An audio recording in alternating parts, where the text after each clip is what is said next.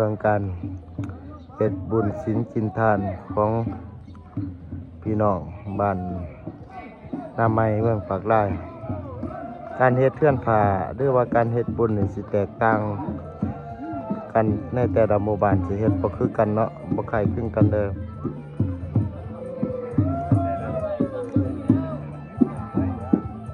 เหตุของอันเดียวกันแต่ปฏิวัติแตกต่างกันเฮ็ดจะบ่คือกัน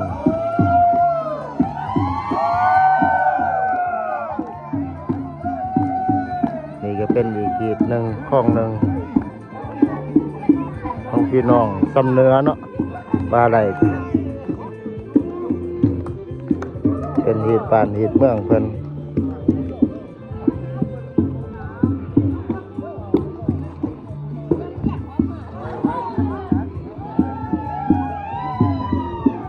ก็จะได้มาแห่อ้อม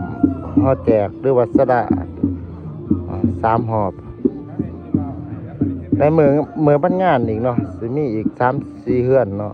เพิ่นสิเฮ็ดใส่พร้อมบุญบ้านอันนี้เพิ่นเฮ็ดก่อนที่ว่าเป็นอีกเหตุหนึ่ง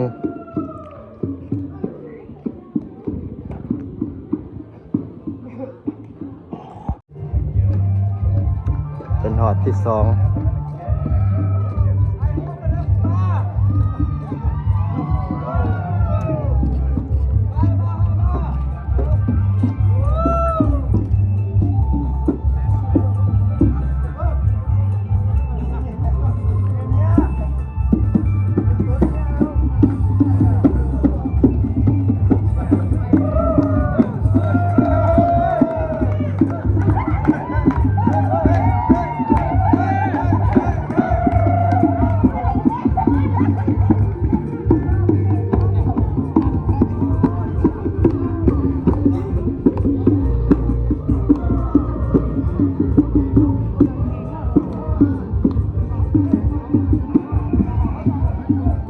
เจริญพรญาติโยม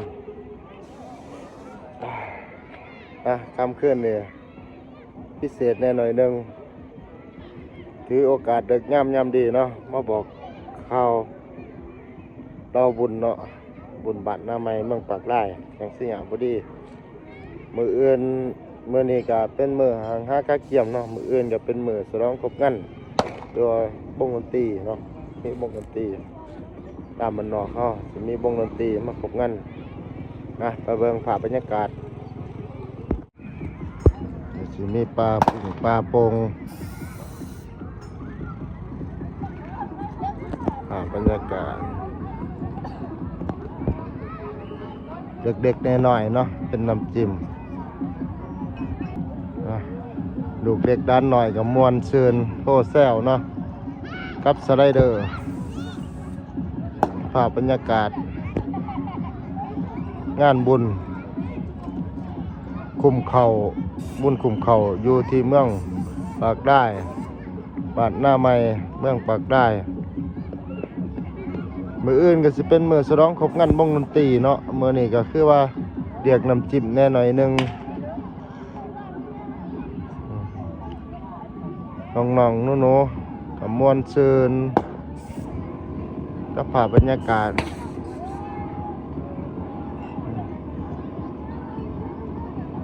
เดิมคนมีละ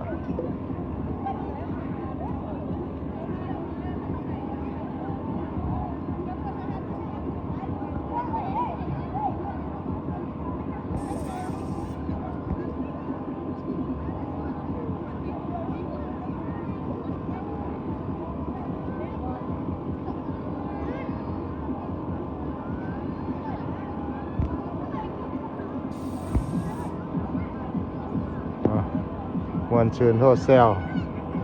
สนุกสนานเนาะภาพบรรยากาศภายในงานทั้งนี้ก็สิมียิงปืนเอาน้ำส้มน้ำบ้านเนาะเล็กหน่อยก็มักหลายเด้ยิงปืนเนี่ย